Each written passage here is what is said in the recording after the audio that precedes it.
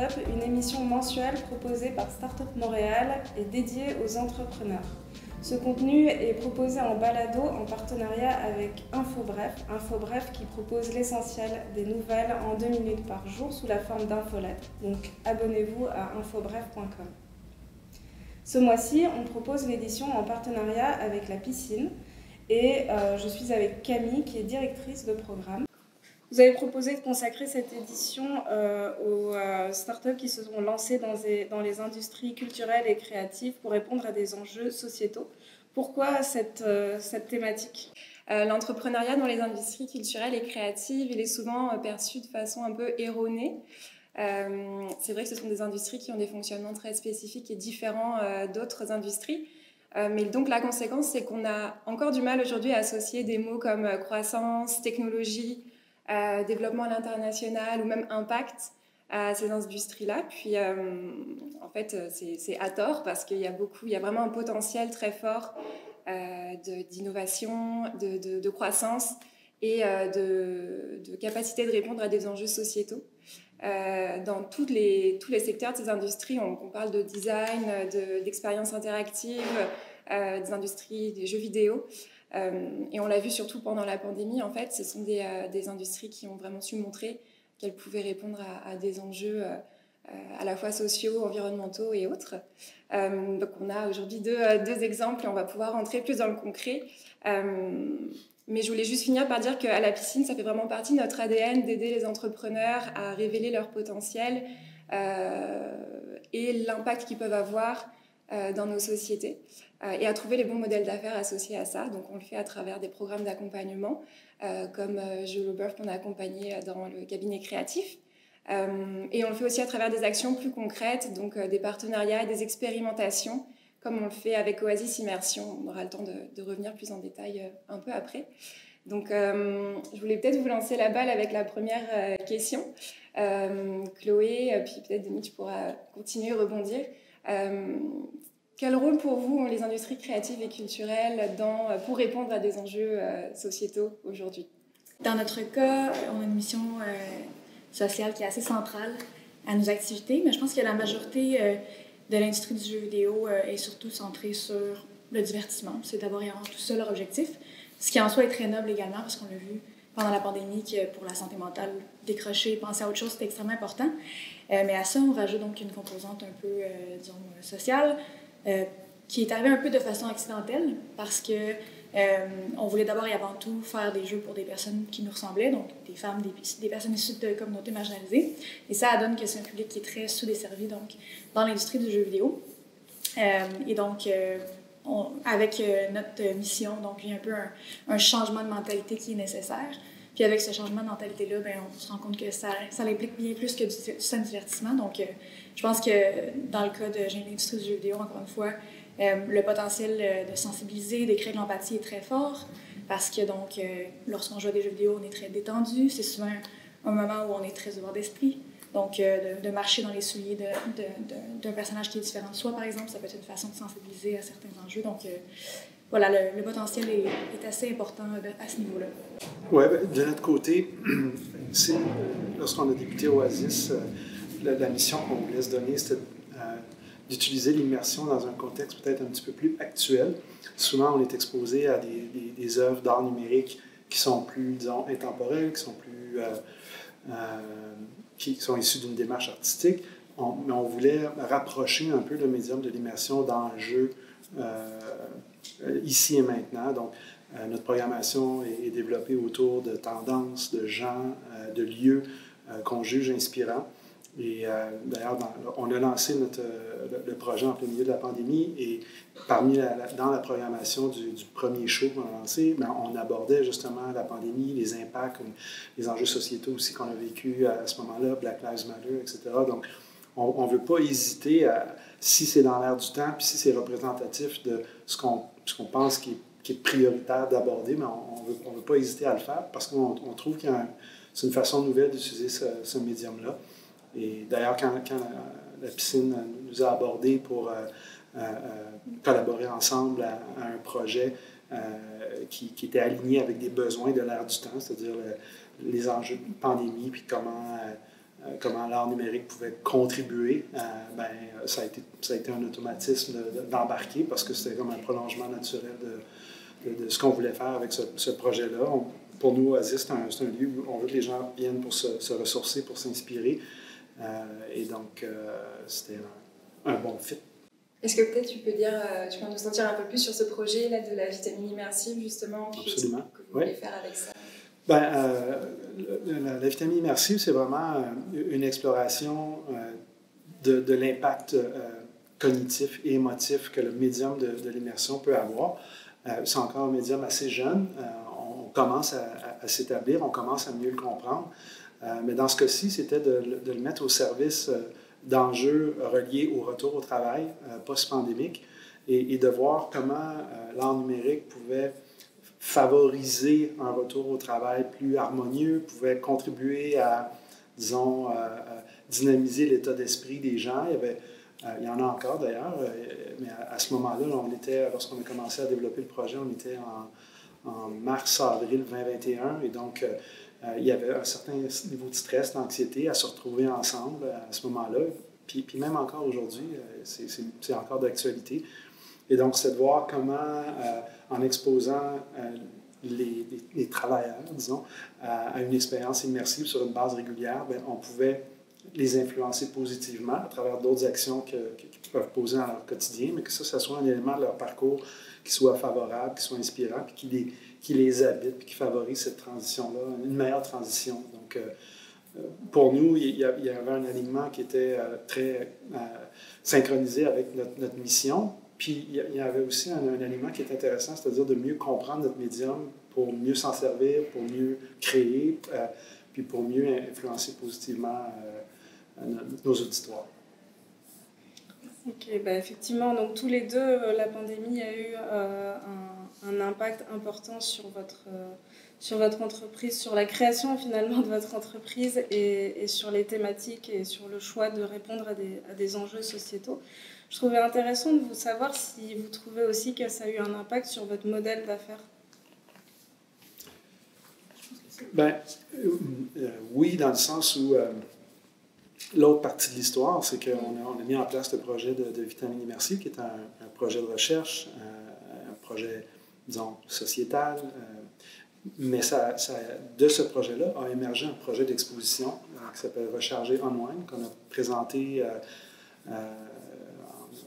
lancé en octobre l'an dernier, et on a fini la diffusion le jour de la fête du travail parce qu'il y avait une demande. Et donc, ce volet sociétal-là, le volet de vitamine immersive, nous a influencé dans nos choix éditoriaux, dans notre façon de commercialiser Oasis. Et l'exposition Rechargée était vraiment un prolongement, c'est-à-dire qu'on voulait offrir un moment de bien-être à notre auditoire parce que le timing était bon, les gens commençaient à retourner au travail l'automne dernier, puis on jugeait qu'il y avait une opportunité de partager justement ce moment de mieux-être-là. Donc,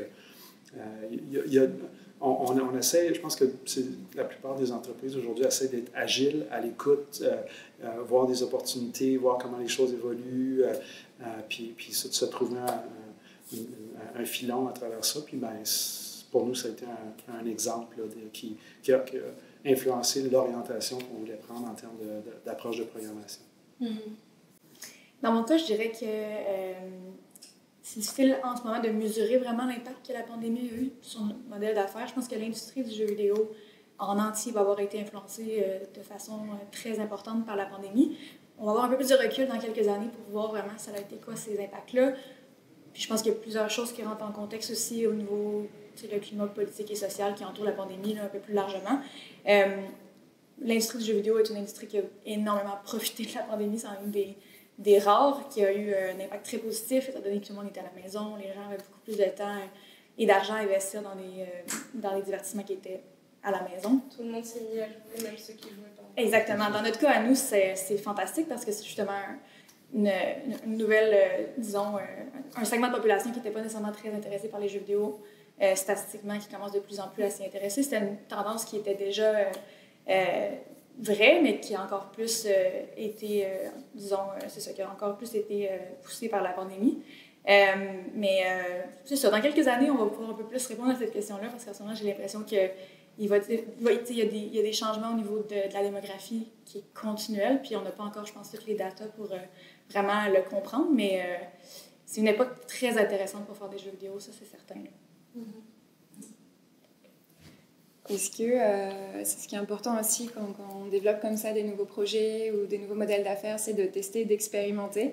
Puis ça, c'est vraiment un axe très important dans le projet Vitamine Immersive. Donc, j'aimerais bien rentrer un peu en détail là-dessus.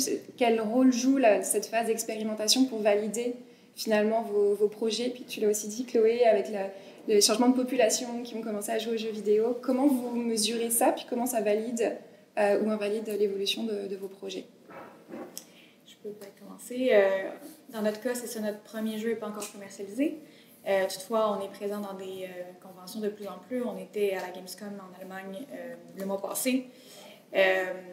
Par le passé, on a fait surtout des études avec un échantillonnage de population beaucoup plus restreint, mais avec entre autres des agences de marketing. On aurait essayé d'avoir des études de marché pour s'assurer qu'on faisait un jeu qui comblait vraiment un besoin dans le marché.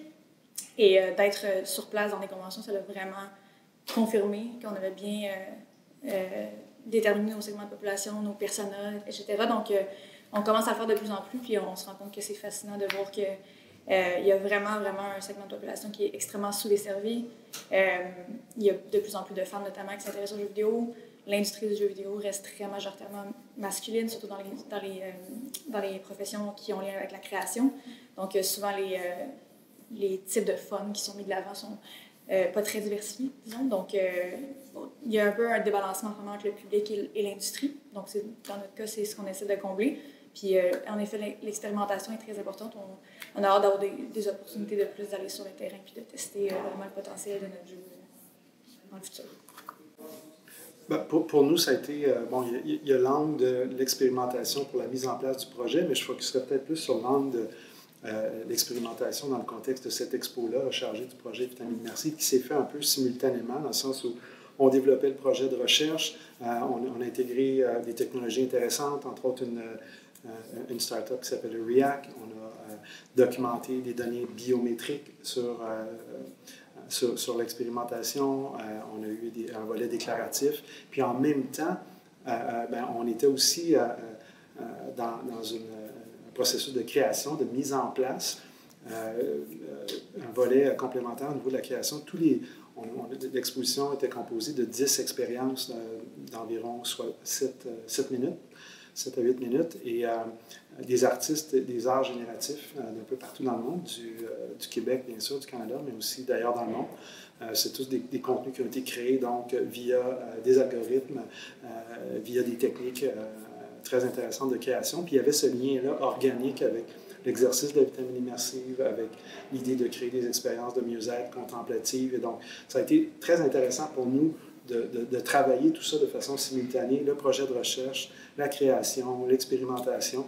Et il y a eu beaucoup de learnings, comme on dit, en cours de processus de notre équipe de création qui nous habite et qui, d'ailleurs, nous guide pour cette phase 2 qu'on est en train de préparer et qui sera lancée probablement vers la fin de l'année, où on va aller un petit peu plus loin, surtout au niveau de l'impact psychologique, aller un peu plus en profondeur sur justement, qu'est-ce qui reste après une expérience immersive et puis comment on peut monitorer ça sur une longue période, quel genre d'impact on veut qu'on lègue aux visiteurs.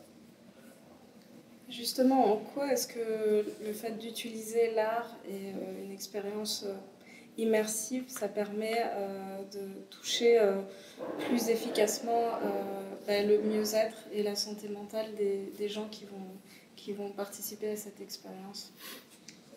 En fait, l'idée de se servir de ce médium-là, puis de relayer des émotions, une perspective positive, puis des émotions fortes, il y a deux angles à ça. Il y a l'aspect de... c'est un intérêt qu'on a comme entrepreneur. On trouve que c'est pertinent d'être là. On trouve aussi qu'on a une forme de responsabilité de relayer des expériences qui sont contribuent positivement d'un point de vue sociétal, mais il y a aussi le constat qu'une expérience immersive, ça peut être quand même assez percutant quand on est littéralement transporté de façon audio et vidéo dans un storytelling fort, dans des univers, dans le cas de recharger des univers un peu abstraits, fantastiques. Ça peut être très saisissant, puis on travaille beaucoup cet aspect-là, une approche humaniste, touchante, où on transporte les gens avec ces expériences-là. Pareil, les jeux vidéo, il y a une immersion, il y a une mise en situation. Le fait de s'adresser à des populations qui ne sont pas directement le public traditionnel d'un jeu vidéo pour les mettre en situation, qu'est-ce que ça apporte comme valeur ajoutée? C'est une question qui nous est beaucoup revenue.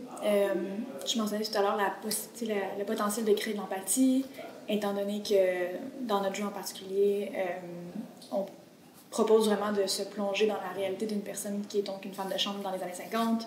C'est pas un de ces jeux où tu peux créer ton propre personnage et tu as l'impression d'être toi-même le héros. Tu es vraiment projeté dans la réalité d'une personne qui a été façonnée avec une backstory très riche et tout. Donc, c'est définitivement une proposition qui a un potentiel de créer de l'empathie assez fort, dans le sens que ça a toujours été important pour nous et ça continue de l'être pour nos futurs projets également, de mettre en avant des héros et des héroïnes qui ne sont pas nécessairement ce qu'on a l'habitude de voir dans les jeux vidéo, comme des chevaliers ou des super-héros, ce genre de trucs.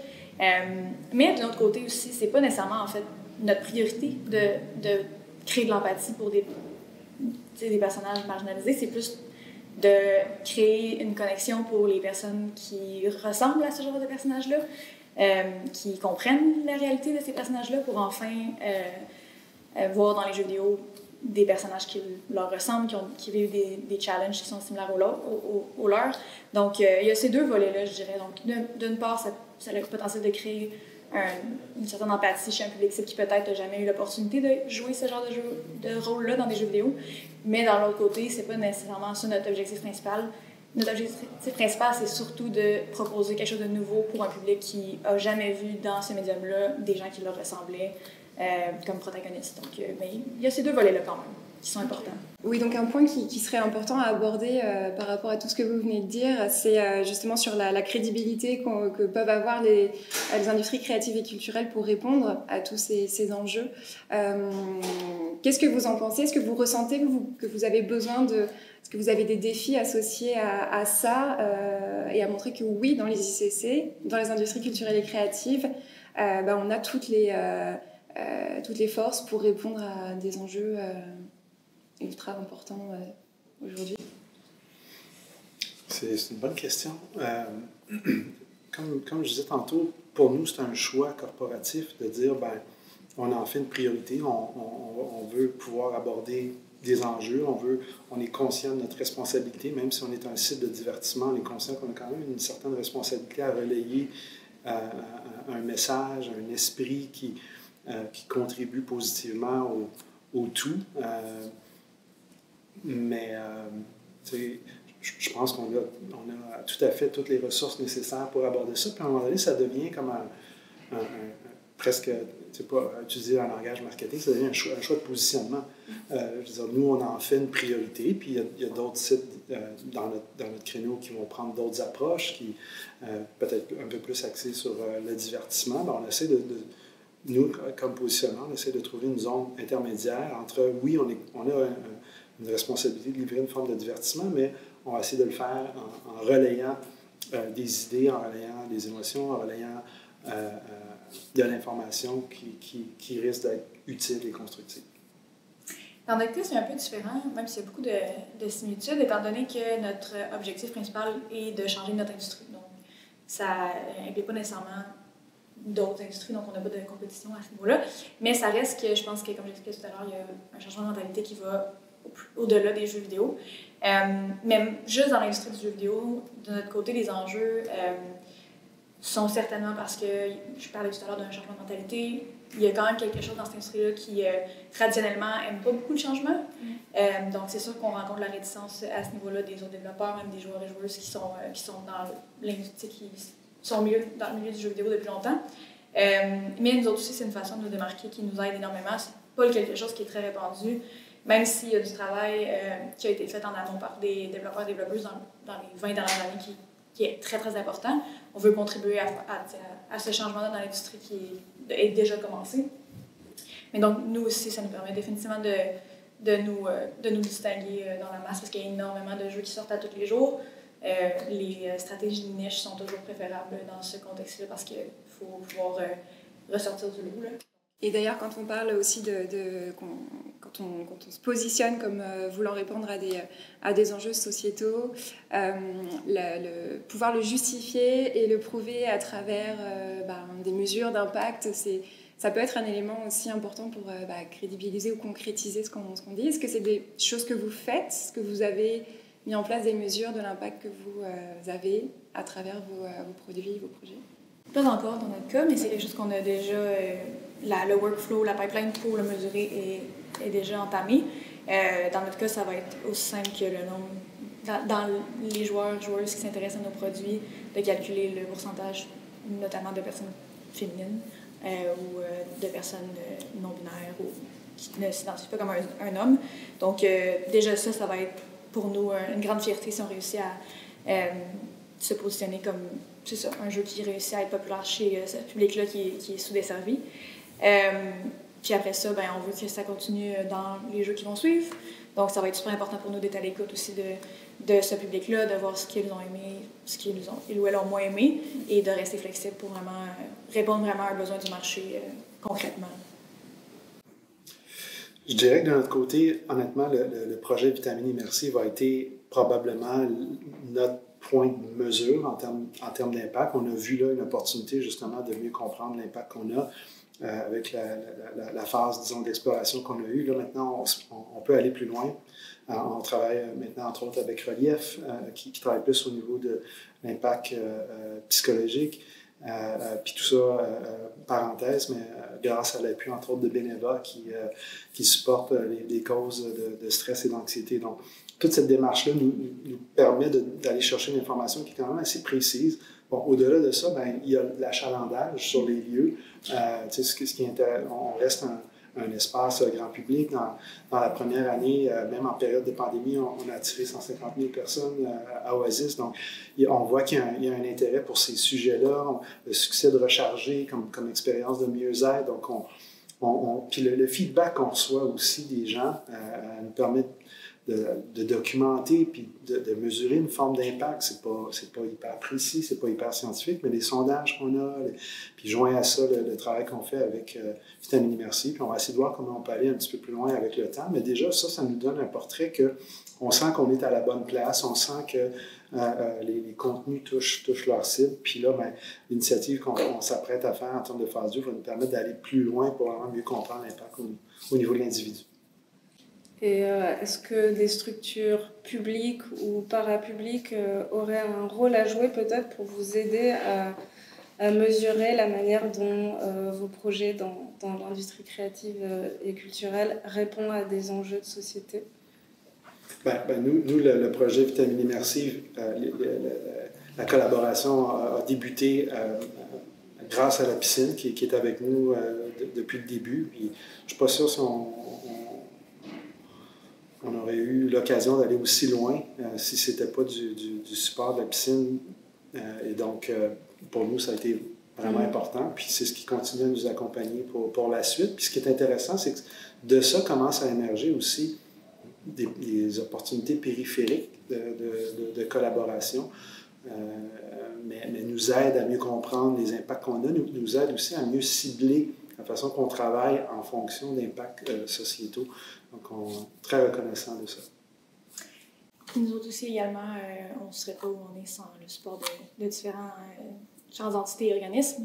Dans notre cas, en jeu vidéo, encore une fois, il y a un servicieux qui est souvent par rapport à la rétention des travailleurs et travailleuses de l'industrie du jeu vidéo qui sont issus de la diversité ou qui sont des femmes ou personnes non-binaires, parce que ce sont des industries qui sont très difficiles. Il y a beaucoup d'une culture d'overtime très présente.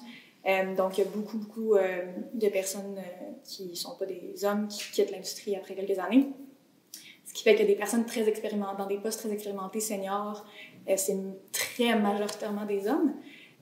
Donc, dans un autre contexte, pour nous, ça aurait été très difficile de se lancer parce qu'on est très jeunes, on n'a pas énormément d'expérience, on a pu s'entourer de gens qui ont énormément d'expérience qui nous aident, mais il y a beaucoup de gens qui ont cru en nous dès le début, qui nous ont permis de partager notre perspective, d'assembler une équipe de personnes qui ont de quoi de vraiment rafraîchissant à mettre sur la table dans cette industrie-là.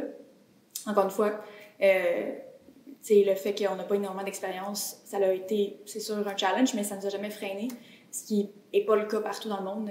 On discute avec des Américains qui ont énormément de difficultés à se partir. Donc, on sait là, qu'on est énormément chanceux et privilégié du support qu'on reçoit, puis on veut vraiment utiliser ça pour apporter quelque chose de différent sur la table, puis on veut redonner éventuellement quand on pourra. Donc, mais pour ce qui est du calcul de l'impact, c'est sûr que c'est assez complexe parce qu'une fois que nos jeux vont être distribués en ligne, c'est international. Notre premier jeu se passe à Montréal, donc c'est sûr qu'il y a une réalité québécoise, canadienne, qui va peut-être toucher les Québécois plus qu'ailleurs dans le monde, mais ça reste que notre clientèle va être internationale, donc c'est un peu plus difficile à ce moment-là de mesurer l'impact, mais on a l'intention de travailler pour vraiment bien comprendre notre public cible puis comment on peut encore mieux les servir. Donc, est-ce qu'il y a eu des défis particuliers rencontrés? Encore une fois, c'est dur à mesurer au stade où on est. J'ai l'impression que j'aurais un meilleur recul pour comprendre le tout dans quelques années, mais je pense que oui, c'est sûr que ça amène des challenges. Autant ça nous permet de sortir du lot. Les gens se rappellent de nous plus facilement. Ça reste que je pense quand même que ça a un impact sur notre crédibilité. Il y a des gens peut-être qui nous prennent moins au sérieux. Juste le fait que je revienne des événements comme GDC à San Francisco, Gamescom en Allemagne, puis je me fais dire à chaque fois que je suis la seule femme de tout l'événement qui a fait des pitchs à ces investisseurs-là, dans les positions de BizDev, dans lequel le rôle que j'ai dans mon entreprise, c'est des hommes presque seulement. Donc, encore une fois, c'est une chose qui me permet de me distinguer, mais j'ai l'impression que ça arrive quand même avec des challenges de crédibilité. Je pense qu'on a tous des biais là, inconscients par rapport à les femmes sur le marché du travail, entre autres. Donc, c'est sûr que je pense que c'est quelque chose qui amène son lot de défis. Mais encore une fois, défis et opportunités, il faut les balancer puis apprendre de ça, puis je ne laisse pas ça nous arrêter. De notre côté, les défis ont été surtout les défis, disons, habituels de mettre en place une entreprise de divertissement parce que c'est des entreprises qui peuvent représenter un certain niveau de risque. Le genre de projet qu'on avait demandait un investissement initial quand même assez significatif, mais en même temps, il y avait beaucoup d'ouverture sur le fait que il y a l'émergence de l'immersion, c'est un phénomène international. Il y a des sites qui ont connu beaucoup de succès à Paris, à Tokyo, et donc c'était comme une évidence qu'il y avait une opportunité qui se dessinait là. Puis je dirais qu'au niveau de notre choix de programmation, puis le positionnement, tout ça, je pense qu'il y a eu un buy-in assez rapide des partenaires, des investisseurs. Les défis ont été vraiment plus à sécuriser les partenaires sur la viabilité d'un projet de divertissement qui requiert un investissement de cette envergure-là, mais pas relié à nos choix éditoriaux, la façon qu'on voulait positionner le projet ou l'orientation qu'on voulait donner au projet. C'est quoi votre vision d'une société idéale à laquelle votre entreprise contribuerait? My God! C'est une excellente question. Je pense que dans mon cas, j'ai envie de dire que ça serait une société dans laquelle on donne des chances à des gens qui ont des points de vue différents, qui peut-être proposent des choses qui sont pas traditionnelles. Une chose qui revient encore avec le changement de mentalité et le fait que souvent, ce qui détermine la qualité d'un jeu aux yeux de l'industrie du jeu vidéo est très axé sur des patterns qui ont été instaurés des dizaines d'années, qui sont encore très omniprésents. Un exemple de ça est la complexité des systèmes. Va souvent être le truc qui va permettre à un expert ou une experte de dire « Ah oui, ça c'est un bon jeu, ça c'est un moins bon jeu ». On se rend compte toutefois que c'est pas du tout nécessairement d'un segment de population à l'autre, c'est pas toujours le même genre de système qui font rêver. Donc, il y a justement un peu un changement de mentalité à avoir par rapport à ça, à ce qui fait un bon jeu, parce que finalement, depuis trop longtemps, c'est un seul groupe démographique qui décide c'est quoi un bon jeu, puis c'est pas tout le monde qui est d'accord. Donc, un monde dans lequel on est un peu plus ouverte à des projets qui sortent des chantiers battus, qui peut-être n'ont pas encore trouvé leur auditoire de façon aussi claire que d'autres genres. Ça permettrait à de l'innovation qui serait très, très intéressante. Donc, je ne sais pas si c'est ce genre de réponse que tu avais en tête, mais c'est ce que je vois. Si, ça donne envie. Je dirais, de notre point de vue, même s'il y a une vision, disons, sociétale, pour nous, ça passe beaucoup par l'individu, dans le sens où, lorsqu'on discutait du projet à l'origine, puis je parlais tantôt de la responsabilité qu'on sentait qu'on avait, que c'était une opportunité de le prendre, ça passait par dire, lorsque les gens venaient passer du temps avec nous, dans leur parcours, on voudrait contribuer à ce que nos visiteurs atteignent individuellement leur plein potentiel. C'était beaucoup de ça, d'avoir une influence positive pour que on puisse les exposer à une expérience, à un sujet, à un moment qui leur fasse prendre action, que ce soit dans une action de créativité ou une prise de position sociétale ou whatever, et quelque chose qui les inspire. Donc ça a été beaucoup, puis ça l'est encore, notre motivation de avoir une petite contribution, un petit leg au niveau de chacun, peu importe leur provenance, leur profil. Je pense qu'une vision idéale qu'on a, c'est que si chacun atteint son plein potentiel, on risque de générer une meilleure harmonie, un meilleur rapport, une meilleure compréhension, une meilleure empathie envers les autres. Donc, c'est un peu de ce bout-là qu'on le regarde. Est-ce que vous arrivez à prendre le pouls justement de votre clientèle, de leur impression, de leur réaction par rapport à l'immersion, pour voir justement si vous arrivez à générer une petite étincelle en eux? On documente, il y a des sondages post-expérience qu'on fait, il y a des commentaires que les gens laissent sur les médias sociaux, sur Google. Et on le voit que c'est présent, puis c'est notre responsabilité de continuer à faire évoluer, mais dans les commentaires qu'on lit, il y a de ça. On sent qu'on est dans la bonne direction, on a encore du travail à faire, mais l'approche humaniste, l'approche de utiliser l'immersion pour toucher les gens de façon naturelle et organique commence à provoquer différentes initiatives parallèles, commentaires, échanges, des gens qui nous relancent. « Ah, on a été touché par telle chose, est-ce que ça vous intéresse de participer à tel truc? » Et donc, il y a un petit écosystème autour de ça qui se développe, mais comme je dis, entre les lignes des commentaires qu'on reçoit, puis souvent aussi de façon très directe, on le sent que on est dans la bonne direction en termes de ce qu'on veut léguer. On espère que ça va en inspirer aussi d'autres à faire comme vous. Justement, Chloé, est-ce que si tu devais donner des conseils à une jeune entrepreneur qui veut se lancer dans les jeux vidéo, qu'est-ce que tu lui dirais? Je dirais de ne pas hésiter à approcher des personnes et poser des questions. Moi, c'est quelque chose qui m'a énormément aidée. C'est les mentors, les gens autour de moi qui souvent m'ont permis d'éviter des erreurs de débutants que j'aurais faites sans aucun doute autrement. L'intelligence collective des gens autour de moi que j'ai pu construire dans le contexte de l'Indies Asylum, qui est un hub dans lequel je fais partie également. C'est toutes des choses qui m'ont vraiment propulsée à l'avant et qui m'ont fait accélérer ma croissance personnelle aussi en tant qu'entrepreneur et celle de mon entreprise. Donc, je dirais de vraiment pas hésiter à aller écrire des courriels à des gens, d'aller sur LinkedIn poser des questions parce que les gens sont c'est une industrie qui en général est très, très, très sympathique. Les gens veulent aider. Donc, c'est ça. Juste d'aller approcher les gens puis de poser des questions, ça peut sauver un temps inouï. Puis c'est personnellement quelque chose qui m'a permis vraiment d'évoluer beaucoup. Donc, voilà. Et de ton côté, est-ce que tu aurais des conseils à donner à des entrepreneurs dans ce domaine-là?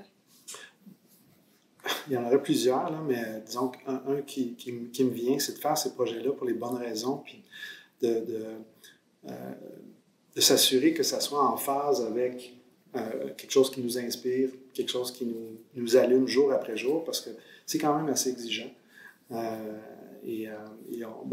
Après ça, il y a des événements qu'on ne contrôle pas qui se passent, comme travailler sur l'ancien projet en pleine pandémie.